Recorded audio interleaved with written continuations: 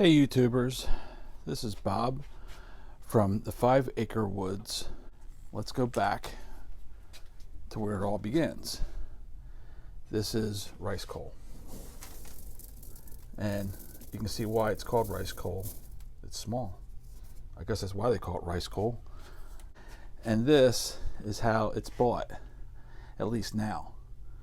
You can go right to Pennsylvania where they have quarries. And if you have a big enough truck, like a dump truck, you can buy it by the ton. It's a lot cheaper. But I don't have one. Although I have a CDL license, I could probably rent a dump truck from someone for the day and go get it. But then again, I have no place to store it. It's not that big. The part I just showed you is the hopper, where you put the coal. It's automatically fed through a half-moon auger. And that's just kind of a fancy word for a piece of metal shaped like a half circle. Underneath, I'll get my light to show, is the mechanical part of it. This part actually blows air into the chamber. And I don't know if I'll need a light to show you the chamber part of this. I'm going to shake this camera around a little bit too much, I guess. And, well, I'll get the light. It looks like I'm going to need it. And in there is the ramp that it comes down. Over here are the controls. Now, this worked very differently when we first moved in, but something went wrong with the mechanism. So I bought this new. And the part that went bad worked on a thermostat that went all the way up into the house, and it never really worked that great. So when it stopped working altogether, I was kind of glad that I did.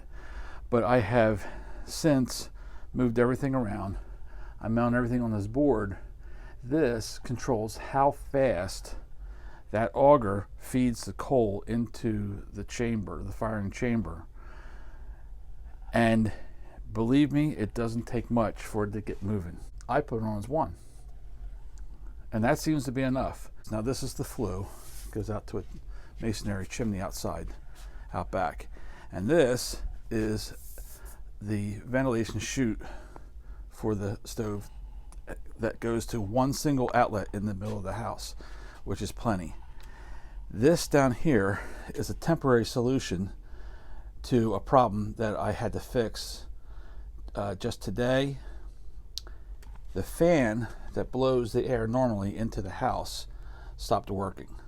This is a fan that goes to one of those blow up swim things. You've seen them. And I just happen to have this left over from one that the balloon part of it, the part that blows up, it's really big. It was really big. It's got a big hole in it. And so we threw that away, but I kept the fan. And that plugs into this device here, which controls the speed of that fan. So right now it's in the off position, but I can turn it up from low to high, and that regulates the amount of air that goes from here upstairs. And normally I have to keep it on like medium speed, and it just keeps enough warm air coming through there, and it heats our house beautifully. Now, that being said, coal is getting more and more expensive. How long does a bag of coal last you? Well, it depends on how cold it is and how you set that thermostat on there. That's how much you'll use. You can get away with a little bit. You can also turn it way down to 0, practically, like at half speed, and it'll burn it at a very minimal rate if it's a warm day. And the reason being, you don't want to shut it off, because it's kind of hard to relight it, and I'm going to show you how to relight this. All bagged coal comes wet, and you have to make sure that it is as dry as possible when you get it, because you need dry coal to start your fire. And look, I've tried many methods over the years, and I'm going to get into that next. And we're back. Now, Like I said, I'm going to show you how to start this stove. A lot of people have these stoves. There's a lot of different methods. I have tried everything under the sun that I can think of. There is a way that you can light it very easily. You buy from this company, and you can buy them online, and they're called phosphorus mice. Strange little thing, but what it looks like a little matchbox, or the little matchbox, a little rectangular flat box that slides open and has matches in it. That's what it looks like, and it has a little fuse on the back of it, and inside of it is a block of phosphorus. And what you would do is right here, right there where the air comes up through little holes, you take that little mouse, you put it on there, and you light that fuse, and it burns down there, and it starts burning, and it burns extremely hot. Here's the problem with those. One of those things costs about $5. You buy them from this place, they'll charge you $100 for a dozen of these things or whatever. It's like, it's crazy. I'm not buying them. Tried using candles, lighting little pieces of wood in there, using those starter sticks you get for camping. They look like little Duraflame logs. Put them in there, and it doesn't burn hot enough. That's the problem. Coal will light, but it has to light with a very hot central flame. So I one day saw in, either it was a Walmart or somewhere, a starter tin. Now this is just a can with the bottoms out of it. I don't know what was in here. Some sort of food was in here, but whatever. And it looked like this with a handle on the side. And you use it to light coal, your coals for your barbecue grill. And it gave me an idea. So what you need is just one of these things. If you have one of these stoves, believe me, try this. And you put it right there, right in the middle. Okay? And as you can see, it's right there in the middle. And I'm going to put the camera as close as possible until it gets too hot. Then I'm going to back the camera off. But whatever you do, don't bring up your camera. Okay, so now you get little tiny pieces of wood, little tiny pieces like this, right? And you take your lighter and you just build a little fire in there. Now you don't plug the thing in yet, nothing like that. That'll be next, but you just let it catch fire. You put that in the tin. Now this, sometimes it'll slide back, but it'll hold. And you just keep putting pieces of wood in, like that. I'll move this light back, you'll be able to see it all right. That should light up all right. And just keep putting your wood in. Don't put your fire out. Don't put too much wood in at one time. But you get the picture.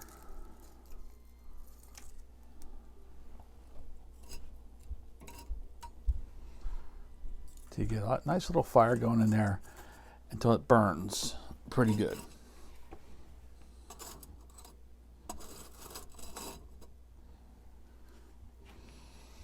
Now it also comes with this shovel. This is a coal shovel.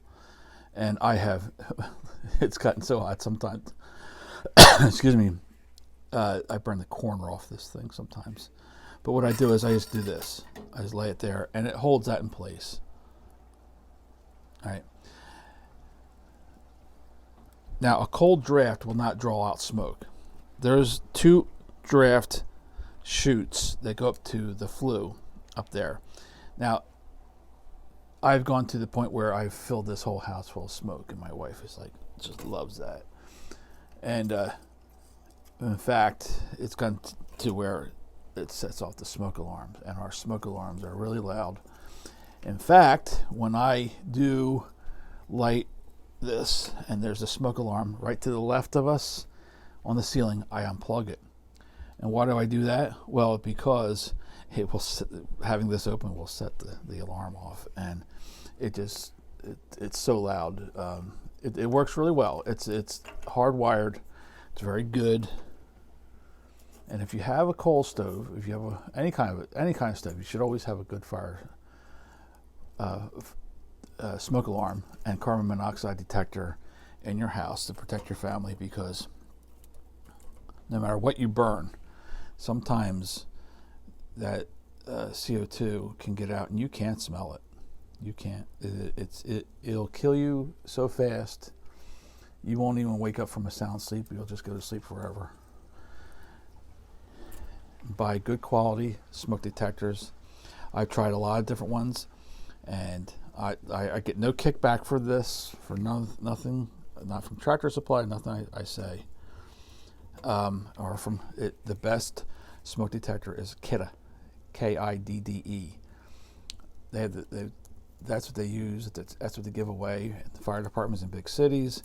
It is the best smoke detector and carbon monoxide detector on the market. And mine is hardwired into the house, the electric, and it has a battery backup. And this alarm is linked to the one upstairs. You only need one per floor. And also get a good carbon monoxide detector, because carbon monoxide fills up on the floor first, and that's where you want your carbon monoxide detector, is at the level that it plugs into the wall, and that gives plenty of warning to whomever needs to know to get out of the house immediately and call the fire department. You got to find out why. You got to find out why your alarm went off, because it goes off for a reason. It doesn't go off for no reason at all. Now that's going to burn. I wanted it to burn like that. This is not the end of it.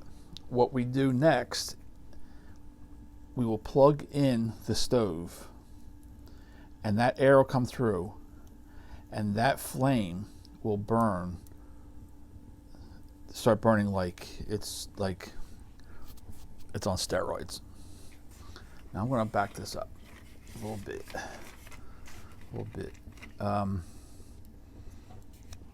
See what happens when I move this away. Okay. That should be okay there. Okay, I'm going to set up a different angle here. I'll be right back.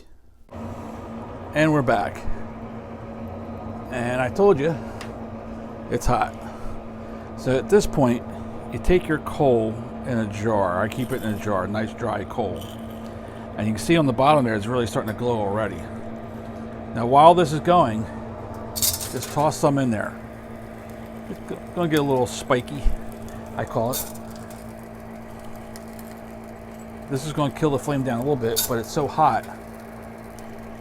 What this does is, now it'll light the coal. Now you'll watch. Once that is burned good and hot,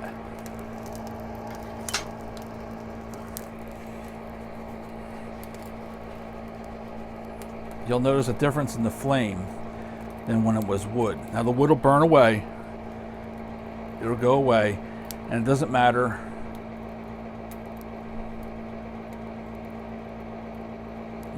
When the coal starts lighting, it changes a little bit of different color, like it's starting to right now. It's starting to burn the coal. Now that being said, I've done this sometimes, and it didn't light. Now that's the last one I'll put in.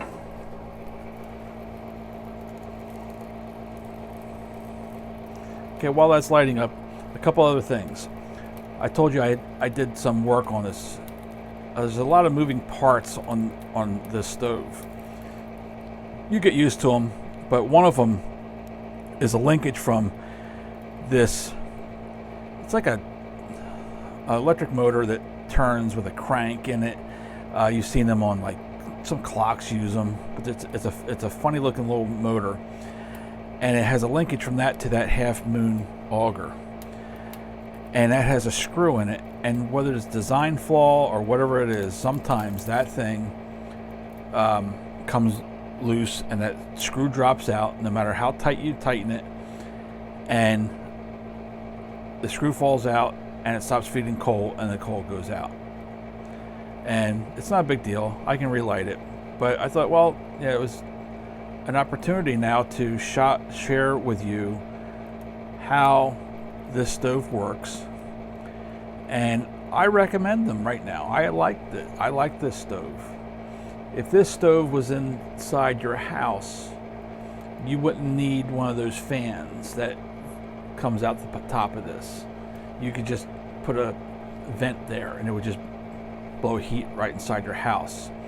But the owner put down here in his basement with a masonry chimney right outside he built, and it works great, and we love this type of heat.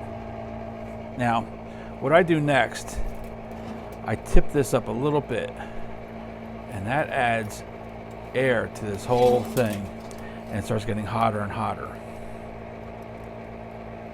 Now, as you can see down there, I guess you can see, I'm tipping it back, and you can see the lit coal. All right. Now, what I do next, I got this welder's glove on. Now, if I'm careful, I can take that out, and now we have a flame. Now, you'll watch now as that burns. Now, air is coming through that ramp, as I said, and see, trying to see if you can see. Yeah, you can see these little, what looks like little flames coming up off the coal. That's the coal well lit now. And I'll tell you, I would sometimes be down here for hours trying to get this thing lit in other ways, not using this method. This is the best method. It's the cheapest. All you gotta do is have some broken up wood. Keep it handy. Keep it in a little box like I do. You gotta keep an eye on that. I always make sure I find out what the cost of coal, if it's going to go up, I always call Tractor Supply. Okay, and we're back. As you can see, it took a couple more minutes. Sometimes it just doesn't react the way you want. So I took it off camera for a while, and we are sitting back. It is really intense. It won't stay that hot because I only have it set at about a half speed. But it is an intense heat. It is an efficient heat. You will not see black smoke pouring out of the chimney. You'll just see waves of heat that make it up there. It is a clean burning fuel. I hope it's always available. It's still pretty cheap. It's useful in a lot of ways. I'm just so glad I have this as a backup for heat. Right now I'm using it as my primary because oil is way too much. I hope coal stays cheap, but who knows? I hope it all does well. So I'm going to close this. You can see the glow of the flame that's in there. That will shape into what I call like a horseshoe shape. It'll just go around in like an upside down U, and it'll burn nice and evenly. And the ash I take out once a day. Now here is the fan. Now it's in the off position, and now it's on. And now that fan is blowing air through that piece right here. I didn't show it up close with this.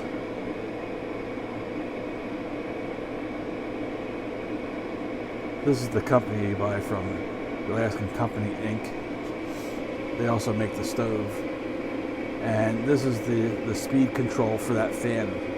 Now I put it on like that much. And if we want more, we just put it on high, but we usually don't have to. It's a little noisy. But the fan that goes with this is quiet. So when this thing's running, it doesn't, you can hardly hear it. Let's see if I can get a close up of the, it's really a beautiful door on there. It's pitted with, over the years, from flame. And that is just a brief a brief overview how the thing works and how it heats our home and how you light it. Let's see if it looks a little better like it did before. No, it's not at that shape yet, but it's not that important. The important part is that it heats. Now I can feel the heat coming off it right now. Now the next thing is, at least in my situation, where the smoke detector goes back on. Don't forget to put your smoke detector back on. But if the door's been open and you smell little fumes from lighting it, leave the smoke detector off. Just don't go to bed and forget about it. Because if you put it back on there, it'll sense CO2 and it'll go off when there really isn't any danger of that. So anyway, if you like what you saw today, give me a thumbs up. If you like what you see, subscribe. We need subscribers to build this channel. If I get subscribers, I can bring more and more content. We're going to be showing off a lot of things at our home that we do on a homestead level. We're going to be completing a greenhouse, which I've already started rebuilding. I've explained part of that in another video. And we also welcome your comments. If you have any suggestions, maybe you know a better way of lighting this thing than I do. Maybe you light it a different way. Let me know. But this is the easiest way I know how to light this, and I've gotten pretty good at it. It's not successful 100% of the time, but it's successful enough that I use it all the time. So this is Bob from the 5 Acre Woods, and thanks for watching, and have a blessed day. Thanks.